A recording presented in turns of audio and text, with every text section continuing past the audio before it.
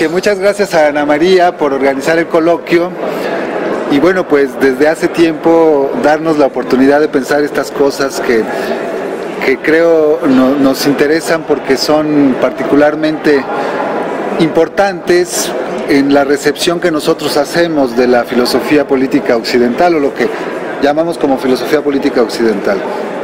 Desde hace mucho tiempo en el seminario con Ana María estamos pensando esta cuestión de las figuras, de la exclusión. El seminario es Alteridad y Exclusiones.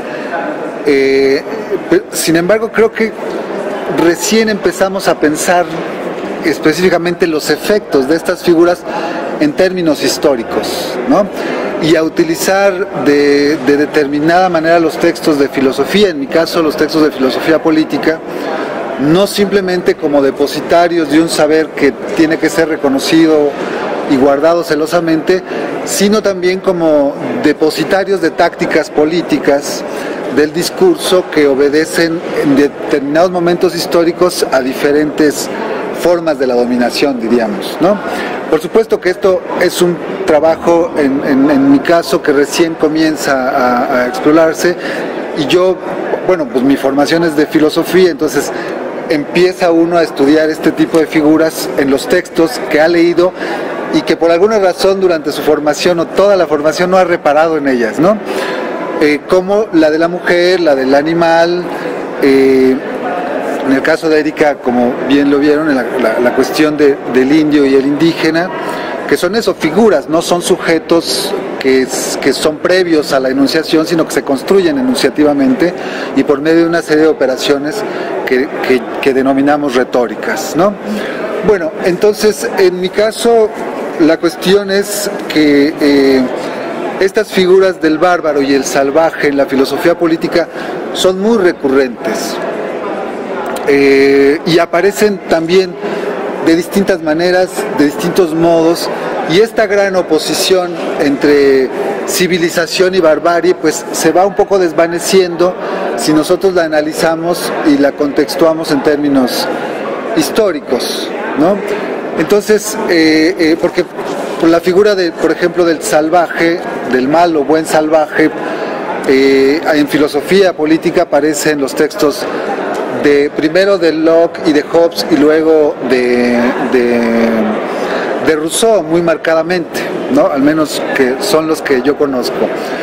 Y sin embargo ya ha tenido una historia muy grande, muy amplia, muy compleja durante la Edad Media, ¿no? Este hombre salvaje lleno de pelos, que a veces es muy grande, a veces es muy pequeño, que a veces se lo muestra destrozando leones sin ninguna arma, digamos, que es muy cercano a la naturaleza y que da muestras continuas de ferocidad, pues está en sendos relatos mitológicos de la Edad Media y aparece en distintas formas. Y es reciente digamos, cuando cambia sus atributos de este mal salvaje a buen salvaje, pues es justo en un momento interesante para nosotros los americanos, que es el momento de la invención de América. Y en cambio la figura del bárbaro pues es una figura que está muy documentada ya en la antigüedad clásica, en la Odisea.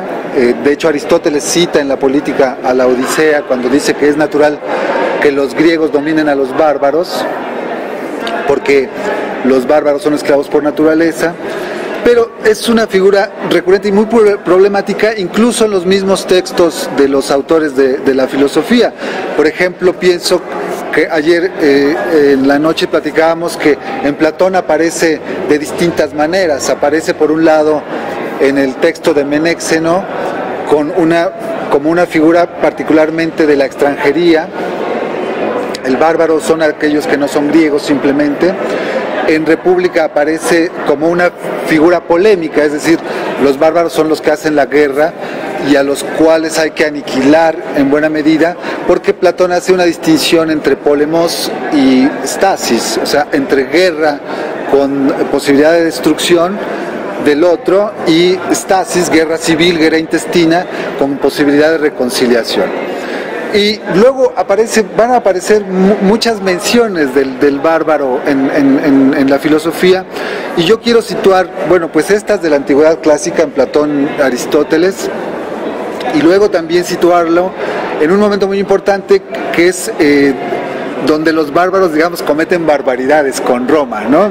Hacen sus barbaridades con Roma, y San Agustín, lejos de atacar a los bárbaros, lo defiende, ¿no? A principio de la Ciudad de Dios los defiende, dado que dice, aun cuando dominaron a los romanos, los bárbaros tuvieron piedad de ellos por respeto a Cristo y no por respeto a los dioses paganos, o que San Agustín llama paganos. Bueno, entonces, claro que todo esto pues implica cuestiones metodológicas, y el texto que yo escribí pues tiene como dos partes, ¿no? Por una parte, pensar recién, porque no hemos avanzado mucho, al menos yo en este problema, pensar cuál es la autorización, digamos, epistemológica para ir de la figuración, de la metáfora, de la metonimia, del como sí en suma, a una explicación más histórica, y ya no digamos conceptual, sino histórica, en términos de distribución, digamos, de poblaciones, como dice Erika, o sea, nombras al indio, lo distribuyes, lo haces incluso vulnerable, ¿no? Bueno, entonces, así se llama mi texto, La figura del bárbaro y el salvaje en la filosofía política. Las figuras del bárbaro y del salvaje no han sido relacionadas de manera crítica en el pensamiento filosófico. Algunos esfuerzos de Foucault no fueron suficientes para condensar la importancia de ambas construcciones discursivas. Ellas juegan un papel central en el pensamiento filosófico clásico, el bárbaro, como ya dije, en Platón y en Aristóteles, y luego el salvaje en las filosofías del estado de naturaleza, las filosofías del siglo XVII y del siglo XVIII. Es necesario, por tanto, pensarlas y datar las tácticas discursivas con las que fueron construidas, pues ellas, como figuras, son también condensaciones, y un poco ahora que utilizo la palabra condensación, puede ser condensaciones y desplazamientos, ¿no? del mismo discurso, para utilizar una jerga más analítica. Con las que fueron construidas, pues ellas son condensaciones y desplazamientos de imaginarios que revisten determinadas formas de exclusión en las luchas políticas. Empecemos haciendo una breve exposición metodológica sobre la figura. Una figura de exclusión normalmente se forma de la voluntad de describir aquello que no conocemos y que se ha vuelto preocupación para nosotros.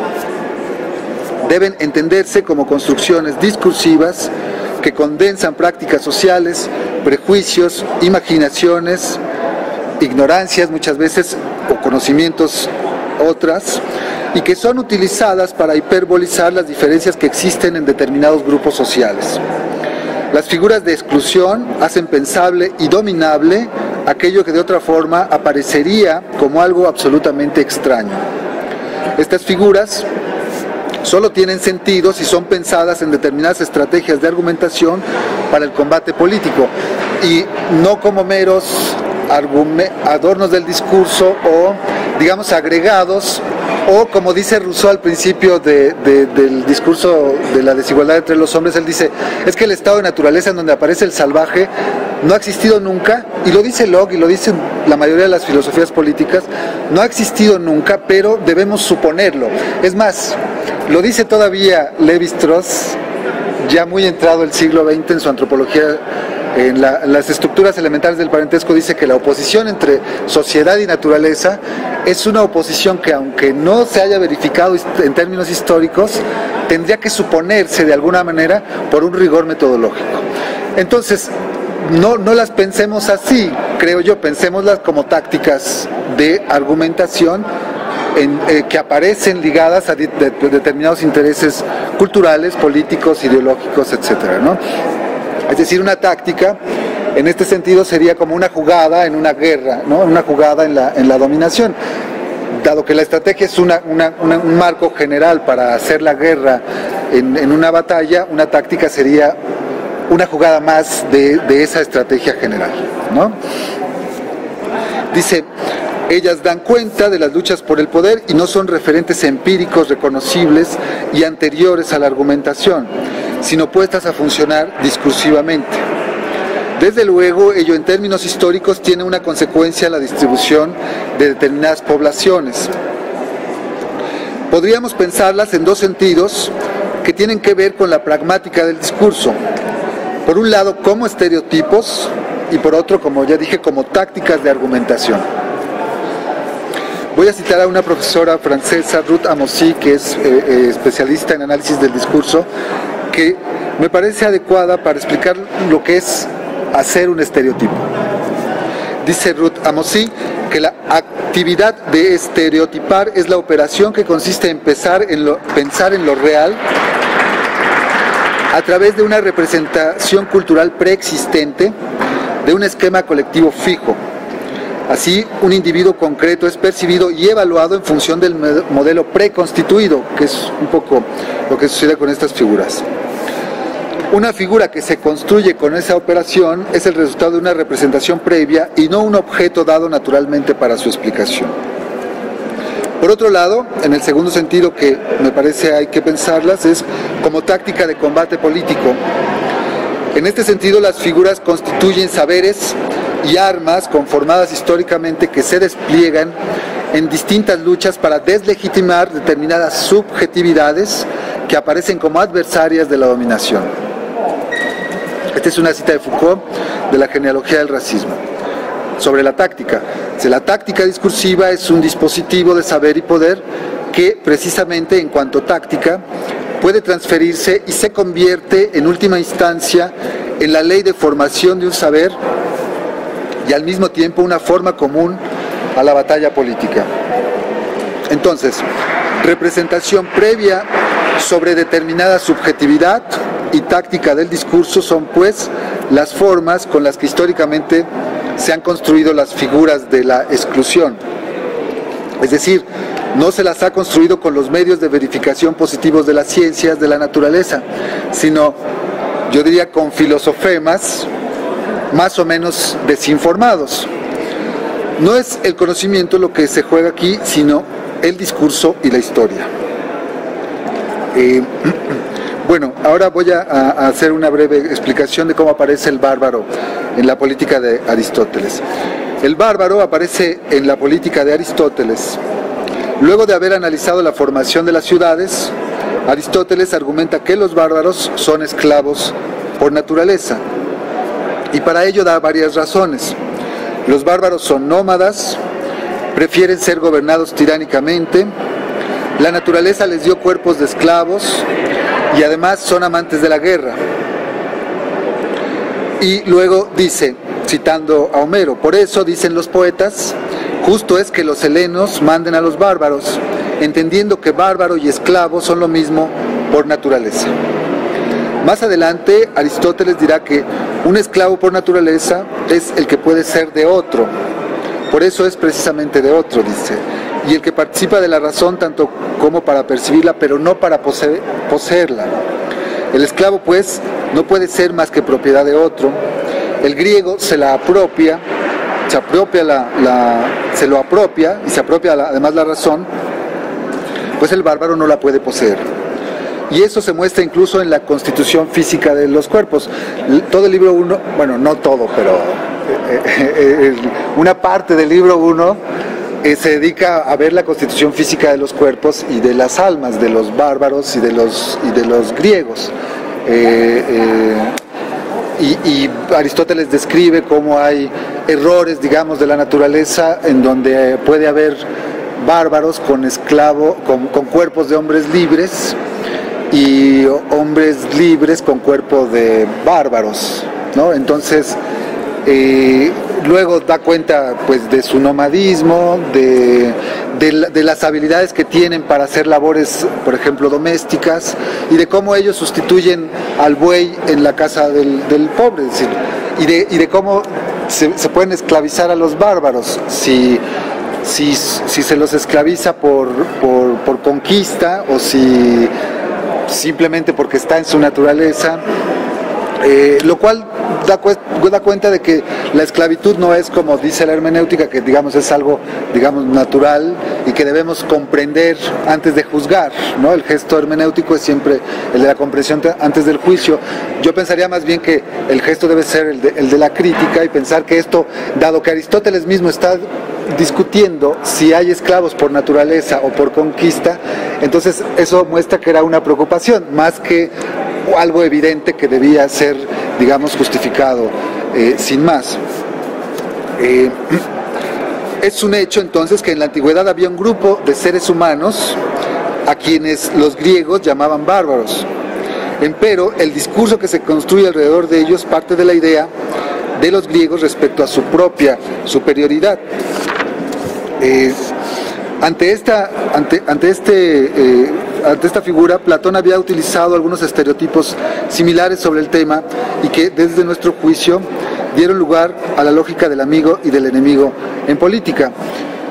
Aquí hay una cuestión interesante, porque Carl Schmitt, que escribió este libro sobre el concepto de lo político, la distinción entre amigo y enemigo tan famosa en la política, no solo de los estados nacionales, sino en la teoría, la dialéctica del amigo y del enemigo, es una cuestión que Carl Schmitt encuentra en Platón, a cuenta de esta distinción que yo mencionaba al principio entre Pólemos y Stasis, y la saca Carl Schmitt del libro de la República. Es decir, cuando Platón dice por qué los griegos son amigos por naturaleza y los bárbaros enemigos por naturaleza, y él dice que, entre otras cosas, porque tienen cultura, tienen educación, hablan la misma lengua, porque también hay una discusión sobre sobre la cuestión lingüística del bárbaro que habla mal,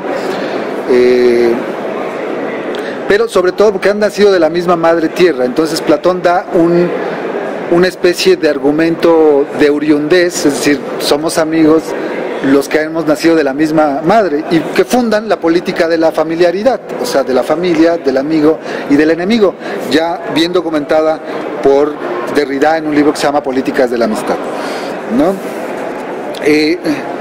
Bueno, en todo este argumento, la figura del bárbaro es el exterior con el que se construye lo griego y por lo tanto lo humano.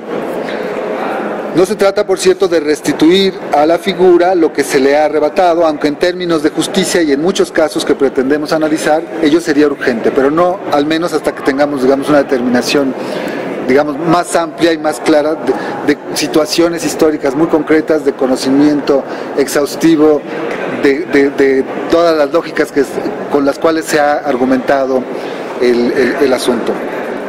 ¿Sí? El problema es mucho más complejo. La antropología de Lévi-Strauss descubrió esta lógica más allá de los griegos. Para el antropólogo francés, cada grupo construye un exterior al que no le da el estatuto de humano o solo le asigna propiedades metafóricas. Dice Lévi-Strauss en un libro que se llama Antropología Estructural que no es las estructuras elementales del parestero. ¿Sí? Dice, un gran número de tribus primitivas se nombran con una denominación que, en su lenguaje, solo significa los hombres, lo que demuestra que, para ellos, cuando se sale de los límites del grupo, desaparece un atributo esencial de humanidad. De esta manera, los esquimales de Northern South se definen a sí mismos, de modo exclusivo, como pueblo excelente, o con más exactitud, completo, y reservan el epíteto de huevo de piojo para calificar a las poblaciones vecinas.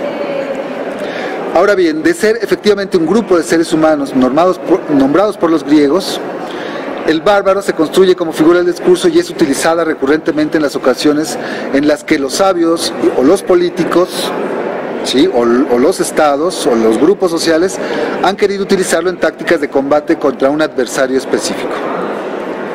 Reaparece en Ciudad de Dios cuando San Agustín, un activista en favor de la cristiandad, escribe en contra de los romanos, de sus dioses y de sus costumbres. Para él es falso que las tropas de Alarico hayan invadido Roma a causa de la debilidad del Dios cristiano. Es a causa de la impiedad de los romanos, de su adoración a dioses múltiples, que, dice, horribles noticias nos llegan de Roma. Lo anterior es comprobable por el hecho de que los bárbaros han perdonado la vida a los romanos por respeto a Cristo. Entonces aquí el bárbaro aparece de una manera muy particular, es decir, no es aquello que amenaza a Roma, sino aquello que es una figura que le perdona la vida a los romanos, es que le salva la vida a los romanos por adorar dioses, múltiples dioses, ¿no? Quisiera mencionar otro momento muy interesante en el que esta figura toca la puerta de la filosofía y de la configuración de la política. Desde luego es el momento de la invención de América, y que en ese momento dicha figura, según mi juicio, va a ceder el lugar a la del salvaje. Esa figura vuelve a aparecer cuando los españoles se hacen la pregunta: ¿son los indios de América hombres? La discusión es del todo conocida, ya la dató aquí Erika, dio lugar a la controversia de Valladolid entre Ginés de Sepúlveda, pero también a una verdadera reflexión sobre la humanidad en su conjunto, una vez que los españoles trataron de pensar los límites de su propia cultura. Mauricio Beuchot ha datado esas discusiones en un libro que compila todas las intervenciones y argumentos a favor y en contra sobre el problema político de si era necesario esclavizar, exterminar o hacer súbditos a los indios, más tarde llamados indígenas. Aquí la figura del bárbaro aparece nuevamente, produciendo una imaginación sobre los seres humanos del nuevo continente. Lo importante es que esta figura surge del discurso filosófico y ha tenido distintos efectos. Ya hace tiempo, Louis Hank escribió un libro denominado El prejuicio racial, Aristóteles y los indios de América. Y en ese libro, Lewis Hank se pregunta, bueno, ¿por qué tenían que ver los indios de América con Aristóteles? Y bueno, lo que tenían que ver es que la explicación de Sepúlveda en contra de los indios es calcada exactamente de la misma forma en el libro de Demócrates Salter, sobre la guerra justa contra los indios, sobre las justas causas de la guerra contra los indios, de ese libro que ya mencioné, de la política de Aristóteles. Es decir, la autoridad de Aristóteles ahí vuelve a funcionar, aunque de manera inoperante, porque a final de cuentas quien gana la discusión es las casas, que también tiene una teoría del bárbaro, ¿no? Pero la figura del bárbaro es insuficiente para dar cuenta de los combates entre defensores y ofensores de los indios. Es en este momento en que reaparecerá en las discusiones, creo yo, tempranamente, antes de la filosofía de la Ilustración, la figura del salvaje. El salvaje es una construcción muy vieja. Según Hank, estuvo en la Edad Media inspirando la imaginación popular. Dice Hank que al salvaje se le representaba en las fachadas de las iglesias como decoraciones de manuscritos y tapices, como seres feroces de aspecto silvestre, desgarrando leones sin arma alguna o rompiéndoles el cráneo con árboles y macizos garrotes. El motivo del hombre salvaje se empleó mucho en España. Atravesó el Atlántico con los trabajadores españoles y puede verse en la fachada de la casa de Montejo en Yucatán. ¿Ya? Con esta mezcla medieval de hombre, bestia y criatura mítica, no es sorprendente que en una obra de John of Hollywood, Sapere Mundi, se describiera a los habitantes del Nuevo Mundo como seres de color azul y cabeza cuadrada. ¿No? Este libro es muy importante, creo yo, para la discusión, porque Hank va mostrando así, no solamente la imaginación que se hacían los españoles del indio, sino lo que se hacían, la imaginación que hacían los indios del español. Por ejemplo, que los indios de Puerto Rico metían a los españoles debajo del agua para saber si eran inmortales, porque creían que eran inmortales, entonces los metían debajo del agua, si se ahogaban, pues comprobaba que eran como ellos, ¿no? Que no eran, y si no se ahogaban, pues ya eran inmortales. Bueno, ya voy a... entonces aquí vemos cómo aparece en un momento interesante de la conquista, de lo que se llama conquista de América, estas dos figuras, y cómo empieza luego a crearse. Claro, estoy hablando de periodos de tiempo muy grandes, son casi 3 siglos, y tendríamos que hacer todas las distinciones y todas las regiones geográficas en donde aparece esta figura. Por ejemplo, pero ya aparece con mucho mayor fuerza que la del bárbaro. Esta figura que aparece en Locke y en Hobbes para referirse a los indios de Norteamérica, ¿no? Asociado, en este caso el salvaje, a las poblaciones que no tienen estado. ¿sí? O a poblaciones, en el caso de Locke, que es el más cínico de todos, que dice que como no cultivan la tierra, es necesario que los ingleses vayan a producir la tierra, porque Dios le entregó la tierra a los hombres en común, y vuelve a la Biblia en el segundo ensayo en el primero y en el segundo ensayo sobre el gobierno civil, vuelve a la Biblia y dice: Dios le entregó la tierra a los hombres, pero no a todos los hombres, sino nada más a los industriosos. Y entonces estos indios que están desperdiciando, además esto tiene sus consecuencias económicas. Las tierras del este de Norteamérica son las más productivas del mundo, aún hoy, ¿no? Es decir, entonces todo eso es producto de esta idea, y creo que también es producto del momento histórico del reparto agrario en Inglaterra, porque Macpherson en un libro que se llama La teoría del individualismo posesivo dice que estas teorías sobre la apropiación de la tierra privada, de manera privada, se hacen en un momento en el que, claro, se necesita justificar los emigrados ingleses hacia Norteamérica. Entonces aparece muy concretamente esta figura ahí. El salvaje es el indio de Norteamérica, pero aparece, por supuesto, el salvaje en la novela de Robinson Crusoe, referido a los indios del Caribe, por ejemplo. Sí, Francisco, siempre hablo de Robinson Crusoe, pero es que es un buen ejemplo. Viernes, además, documenta una lógica del Estado intervencionista, porque Robinson salva a Viernes en nombre de su propia vida, es decir, lo salva para salvarlo de sus propios congéneres, para luego, digamos, esclavizarlo, ¿no? Bueno, entonces hay todo tipo de imaginaciones y todo tipo de regiones geográficas. Es el buen salvaje rusoniano, es el buen salvaje, es el salvaje que no tiene estados, que no hace ciudades, los nómadas que no cultivan la tierra, y que aparece en Hobbes y Locke, y hasta llegar, por supuesto, a esta oposición que hace Rousseau entre naturaleza y entre sociedad civil y estado de naturaleza, en donde aparece este buen salvaje, que bueno o malo, al final de cuentas siempre puede pactar lo social, ¿no? Y en ese momento de justificación teórica de Rousseau, del buen salvaje, aparece otra vez la figura del bárbaro. Foucault documentó en La genealogía del racismo cómo la figura del bárbaro fue utilizada en el discurso jurídico, en primer lugar, en contraposición al discurso filosófico. El discurso jurídico que quería, digamos, producir una figura que atemorizara a la civilización, y esa figura era el bárbaro. Los bárbaros son recuperados como una figura que destroza las ciudades, que las quema, que las incendia, y contra lo cual hay que